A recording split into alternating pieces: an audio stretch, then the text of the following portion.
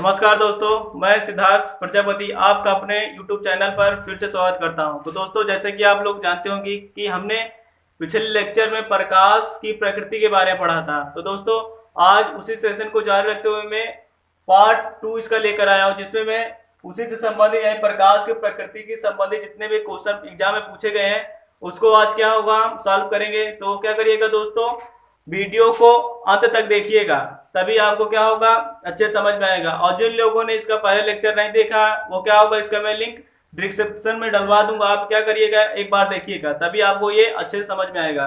तो friend, question क्या होंगे स्क्रीन पे स्लाइड होते रहेंगे और आप क्या करिएगा, मेरे साथ साथ हल करने की कोशिश करिएगा। तो फ्रेंड, बिना किसी देरी के क्वेश्चन को पढ़ते हैं। तो पढ़ते हैं पहला क्वेश्चन। तो पहला क्वेश्चन इसमें दिया है, जिस सामग्री से रोशनी पारित हो सके को कहा कहते हैं। तो फ्रेंड, ऑप्शन दिया है ट्रांसलूसेंट, ओपेक, ट्रांसपेरेंट और विट्रियस। तो मैंने सब के बारे में आपको पिछले लेक्चर में बता चुका हूं। तो इसका ऑप्शन नंबर क्या होगा, सी बिल्कुल सही है। यानी ट्रांसपेरेंट मतलब क्या होता है, पारदर्शी। यानी पारदर्शी वस्तु वो वस्तु होती है जिनमें से प्रकाश क्या होता है, आर पार निकल जाता है, यानी एक सतह से दूसरी सतह तक क्या होगा, पारित हो जाएगा। यानी ऑप्शन नंबर सी इसका बिल्कुल सही है। और नेक्स्ट क्वेश्चन पढ़ते हैं कि टिंडल प्रभाव प्रकाश से संबंधित है। तो ऑप्शन दिया परावर्तन, प्रकीर्णन, परिक्षेपण, अपवर्तन। और दोस्तों, जितने भी क्वेश्चन है लोगो पायलट, एनटीपीसी या ग्रुप डी में पूछे गए हैं। तो क्वेश्चन को इग्नोर मत करिएगा, वीडियो को लास्ट तक आप अच्छे से देखिएगा। तो टिंडल प्रभाव जो होता है दोस्तों, किस पे रिलेटेड होता है, किस घटना पर, वो प्रकीर्णन पर। तो प्रकीर्णन जब मैं आपको प्रिज्म बताऊंगा तो उसमें जितने भी इससे क्वेश्चन बनते हैं या प्रिज्म या प्रकीर्णन होता क्या है, इसके बारे में आपको अच्छे से बताऊंगा। बाकी यहाँ पे इसका जो ऑप्शन होगा, ऑप्शन नंबर बी बिल्कुल सही है। नेक्स्ट क्वेश्चन देखते हैं, निर्वात में प्रकाश का वेग कितना होता है। तो निर्वात में प्रकाश का वेग क्या होता है, 3 × 10⁸ मीटर प्रति सेकेंड होता है। यानी ऑप्शन नंबर ए सही है। और जो प्रकाश का वेग है इसको किस वैज्ञानिक ने दिया था, तो वैज्ञानिक का नाम है क्या, ओले रोमर नाम है वैज्ञानिक। और कब दिए थे, 1676 ईस्वी में दिए थे। अब नेक्स्ट क्वेश्चन पढ़ते हैं, यह प्रकाश की गति अधिकतम निम्न में से किस माध्यम में होती है। तो मैंने बताया प्रकाश की जो अधिकतम गति होती है निर्वात में होती है। यानी ऑप्शन नंबर इसका बी बिल्कुल सही है। नेक्स्ट क्वेश्चन देखते हैं, प्रकाश का क्वांटम सिद्धांत किसके द्वारा प्रतिपादन किया गया था। तो जो क्वांटम सिद्धांत है और एक होता है प्रकाश का वैद्युत प्रभाव, मैंने पिछले लेक्चर में इनके बारे में बताया। तो प्रकाश का जो क्वांटम सिद्धांत है क्या दिया है, प्लांक ने दिया। यानी प्लांक क्वांटा के नाम से इनको जाना जाता है। यानी ऑप्शन नंबर बी बिल्कुल सही है। और पूछा था प्रकाश का वैद्युत प्रभाव किसने दिया, तो इसको देने वाले वैज्ञानिक का नाम क्या था, आइंस्टीन। और न्यूटन तो यहाँ पे प्रकाश से बस प्रकाश में अगर देखा जाए तो न्यूटन का बहुत कम योगदान है। या न्यूटन ने दिया था कण का सिद्धांत दिया था और प्रिज्म के बारे में बताया था। और फैराडे ये तो क्या होता है, विद्युत चुंबकीय तरंगों से रिलेटेड होता है। तो ऑप्शन नंबर इसका क्या होगा, बी ही सही है। आप देखते हैं क्वेश्चन नंबर नेक्स्ट, दिया रंग का विचलन कोण सबसे कम होता है। तो ये भी थोड़ा क्या प्रिज्म संबंधित क्वेश्चन है। तो सबसे ज्यादा विचलन कोण किसमें कम होता है, सबसे ज्यादा कह रहा है सबसे कम होता है। तो सबसे कम किसमें होता है विचलन कोण, तो लाल में होता है। और सबसे अधिकतम पूछा जाता है, सबसे अधिकतम अगर विचलन कोण पूछा जाए, विचलन पूछा जाए, तो बैगनी रंग में होता है फ्रेंड। तो आप नेक्स्ट क्वेश्चन देखते हैं 7 नंबर, प्रकाश एक अनुप्रस्थ तरंग है, साबित करती हुई एकमात्र घटना कौन सी है। तो ऑप्शन है प्रकाश का फैलना, हस्तक्षेप, विसरण और ध्रुवीकरण। यानी ऑप्शन नंबर इसका डी बिल्कुल सही है। यानी ध्रुवीकरण की जो घटना होती है वो किस तरंगों पे लागू होती है, अनुप्रस्थ तरंगों पे लागू होती है। तो देखा जाए तो ऑप्शन नंबर इसका डी बिल्कुल सही है। नेक्स्ट क्वेश्चन देखते हैं, सूर्य की रोशनी को उसके संघटन रंगों में कौन विभाजित कर सकता है। यानी जो सूर्य की रोशनी होती है उनको बिखेरना है या विभाजित करना है, तो हम किसका उपयोग करते हैं। तो ऑप्शन दिया अपवर्तन दिया, परावर्तन दिया, प्रिज्म दिया और विकिरण दिया। तो ऑप्शन नंबर इसका सी बिल्कुल सही है। यानी प्रिज्म की सहायता से हमको पता चलता है कि जो सूर्य प्रकाश सूर्य का होता है कितने रंगों से मिलकर बना होता है, 7 रंगों से मिलकर बना होता है। और इस चीज को बताने वाले वैज्ञानिक कौन थे, न्यूटन थे। तो अब नेक्स्ट क्वेश्चन देखते हैं, ऐसी वस्तुएं जो खुद प्रकाश उत्पन्न नहीं करती उन्हें क्या कहा जाता है। यानी जिनका स्वयं का प्रकाश नहीं होता है तो उनको क्या कहेंगे हम, अदीप्त वस्तुएं। यानी ऑप्शन नंबर सी बिल्कुल सही है। और जिनका स्वयं का प्रकाश होता है और प्रकाश उत्सर्जित करते हैं उनको कहते हैं प्रदीप्त वस्तुएं, यानी ऑप्शन नंबर क्या है, सी इसका बिल्कुल सही है। नेक्स्ट क्वेश्चन देखते हैं। वस्तुएं जो अपनी रोशनी स्वयं उत्पादित करती हैं को कहते हैं। तो ऑप्शन दिया पारदर्शी वस्तुएं, अस्पष्ट वस्तुएं, गैर चमकदार वस्तुएं, चमकदार वस्तुएं। यानी जो स्वयं प्रकाश को उत्सर्जित करती हैं तो उनको क्या कहेंगे, चमकदार वस्तुएं, और चमकदार वस्तु को ही क्या कहते हैं हम, प्रदीप्त वस्तु कहते हैं। तो ऑप्शन नंबर डी बिल्कुल सही है। आप क्वेश्चन नंबर 11 पढ़ते हैं।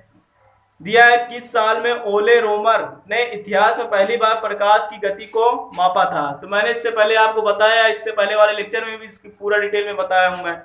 तो इस ऑप्शन नंबर इसका भी सही होगा। 1676 ईस्वी में रोमर ने क्या हुआ था, बृहस्पति के जो उपग्रह थे उनके ग्रहण में जितने अवधि का अंतर आया उसी अंतर को लेकर के इन्होंने प्रकाश की चाल का मान दिया था। यानी ऑप्शन नंबर बी बिल्कुल सही है। क्वेश्चन नंबर 12 पढ़ते हैं। दिया है किसी माध्यम की प्रकाश को परावर्तित करने की क्षमता को इसके द्वारा भी व्यक्त किया जाता है। तो ऑप्शन दिया क्षेत्रफल घनत्व, प्रकाश घनत्व, पृष्ठ घनत्व और द्रव्यमान घनत्व। तो दोस्तों जो प्रकाश जो परावर्तित होता है, सीधी बात मान लेते हैं एक माध्यम से प्रकाश क्या हो रहा है, दूसरे माध्यम में जा रहा है, कि मान लेते हैं वायु है यहाँ पर और नीचे जो प्रकाश जा रहा है यहाँ पे कांच है, तो इसकी चाल में परिवर्तन होता है। विरल से अगर सघन में जाएगी प्रकाश, या प्रकाश जब प्रवेश करता है तो उसकी चाल में परिवर्तन होता है। यानी कि ये चीज कैसे पता चले कि भाई कांच का घनत्व अधिक होता है और वायु का घनत्व क्या होता है, कम। यानी जो चाल की जो मान में परावर्तन हो रहा है या परिवर्तित हो रही है, किससे पता चलेगा हमको, घनत्व से। तो ऑप्शन देखा जाएगा तो क्या होगा, प्रकाश घनत्व, पृष्ठ घनत्व, क्षेत्रफल घनत्व, द्रव्यमान घनत्व। ऑप्शन नंबर इसका क्या है, पृष्ठ घनत्व पर निर्भर करता है। यानी ऑप्शन नंबर सी बिल्कुल सही है। नेक्स्ट क्वेश्चन देखते हैं। अंतरिक्ष यान से अंतरिक्ष यात्री को आकाश दिखाई देता है। तो यदि अंतरिक्ष यात्री अंतरिक्ष में चले जाए तो और क्या देखा जाए, आकाश को देखे, तो वहां पे क्या होता है, निर्वात होता है, तो वहां पे जो आसमान हमको दिखाई देगा काला। यानी ऑप्शन नंबर ए बिल्कुल सही है। तो फ्रेंड आप पढ़ते हैं अगला क्वेश्चन। दिया प्रकाश विद्युत प्रभाव का प्रतिपादन किसने किया था। तो इसको भी मैंने बता चुका हूं पिछले लेक्चर में। तो ऑप्शन दिया क्वांटम, मैक्सवेल, आइंस्टीन और न्यूटन। तो आइंस्टीन ने ही क्या दिया था, प्रकाश का विद्युत प्रभाव। तो ऑप्शन नंबर सी इसका बिल्कुल सही है। नेक्स्ट क्वेश्चन देखते हैं। प्रकाश छोटे छोटे कणों से मिलकर बना होता है जिन्हें कहते हैं। ऑप्शन दिया परमाणु, न्यूट्रॉन, पॉजिट्रॉन और फोटॉन। तो फोटॉन जो प्रकाश की जो इकाई होती है उसको क्या कहते हैं हम, फोटॉन। यानी फोटॉन में क्या होता है, प्रकाश को मापते हैं। फोटॉन में क्या होता है, प्रकाश को मापा जाता है। फोटॉन क्या होता है, फोटॉन शब्द अगर देखा जाए फोटॉन को कैसे परिभाषित करेंगे, जो प्रकाश क्या होता है पैकेटों और बंडले के रूप में जो चलता है उसको को फोटॉन कहते हैं। या कह सकते हैं जो छोटे छोटे कण से मिलकर बना तो उसको क्या कहें, फोटॉन। ये जो प्रकाश को मापते हैं किसके द्वारा मापेंगे, फोटॉन के द्वारा मापेंगे। तो ऑप्शन नंबर इसका डी बिल्कुल सही है। नेक्स्ट क्वेश्चन देखते हैं। प्रकाश विकिरण की प्रकृति होती है।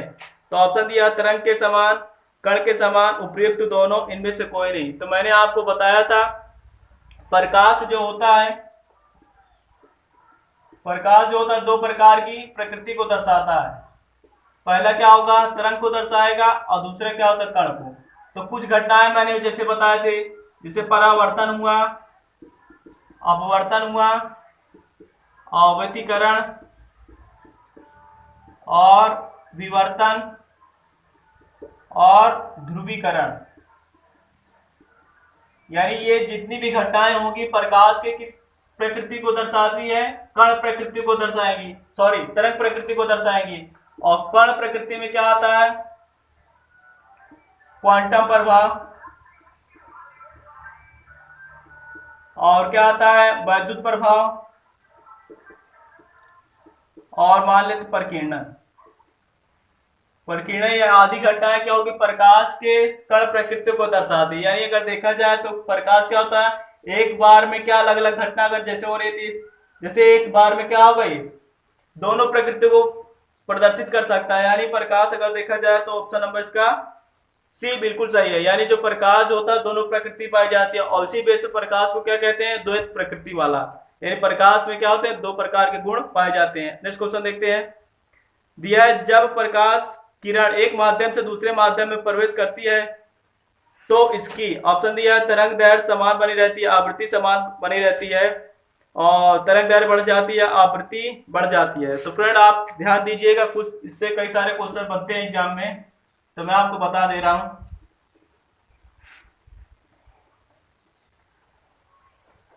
जब प्रकाश मान लेते हैं एक माध्यम से दूसरे माध्यम में, मान लेते हैं वायु से जल में प्रवेश कर रहा है, तो प्रकाश अगर यहां से आ रहा है तो सीधी बात है इसमें कुछ परिवर्तन आएगा।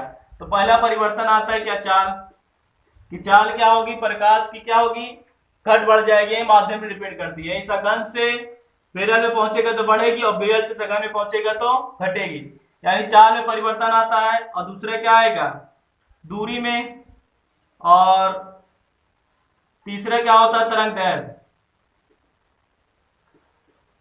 तरंग दैर्ध्य में परिवर्तन आएगा, यानी ये तीनों चीजें क्या होती हैं, आपस में बदल रही है, लेकिन आवृत्ति क्या होती है। तो चौथा पॉइंट बनता है आवृत्ति क्या होती है, आवृत्ति कभी नहीं बदलती।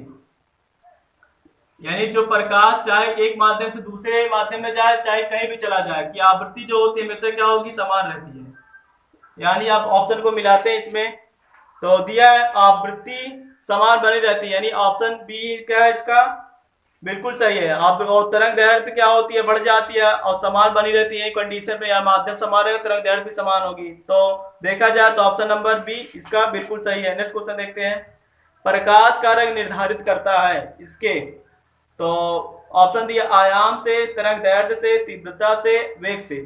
जो प्रकाश का जो रंग निर्धारित करता है वो क्या होता है, तरंग से, यानी तरंग दैर्ध्य से निर्भर करता है। जैसे हम दृश्य प्रकाश होता है, तो दृश्य प्रकाश में आपको पता हो 7 रंग होते हैं, और सातों रंग की अपनी अलग अलग क्या होती है, वेवलेंथ होती है। और मैंने आपको ये भी बताया था जो दृश्य प्रकाश है उसकी रेंज जो होती है 3900 एंगस्ट्रॉम से 7800 एंगस्ट्रॉम के बीच में होता है। इस रेंज में जो प्रकाश होगा वही क्या होता है, दृश्य प्रकाश। और इसी प्रकाश में क्या होता है, वस्तु को देख पाते हैं। यही वेवलेंथ क्या, इसका रेंज इधर उधर हुआ तो वस्तुएं क्या होगी, हमको दिखाई भी नहीं देंगी, भले ही क्या हो, प्रकाश हो। तो फ्रेंड इसका ऑप्शन नंबर बी बिल्कुल सही है। नेक्स्ट क्वेश्चन देखते हैं, और ये आज का हमारा क्या होगा, आखिरी क्वेश्चन होगा। दिया श्वेत प्रकाश कितने रंगों से मिलकर बना होता है, या श्वेत प्रकाश में कितने मेल होते हैं।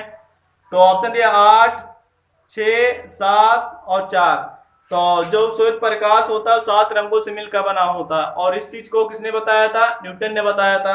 तो ऑप्शन नंबर डी इसका बिल्कुल सही है। तो फ्रेंड आज का हमारा ये सेशन यहीं पे समाप्त होता है। तो मैं आशा करता हूं कि आपको अच्छे से समझ में आया होगा, और जिन लोगों ने इसका पार्ट 1 नहीं देखा है तब वो क्या करें, जरूर जाकर देखें, तभी क्या होगा इसका पार्ट 2 आपको एकदम क्लियर आएगा। आपने अगर दोनों पार्ट देख लेते हैं और एग्जाम में इससे जितने भी क्वेश्चन बनेंगे आप क्या होगा 100% करके आओगे, ये मेरा दावा है। तो फ्रेंड ये जो क्वेश्चन है इसकी पीडीएफ क्या करूंगा, मैं अपने टेलीग्राम चैनल पे डलवा दूंगा, तो आप क्या करिए एक बार इसको स्वयं से हल करिएगा। तब तक के लिए चैनल पे बने रहिए, धन्यवाद।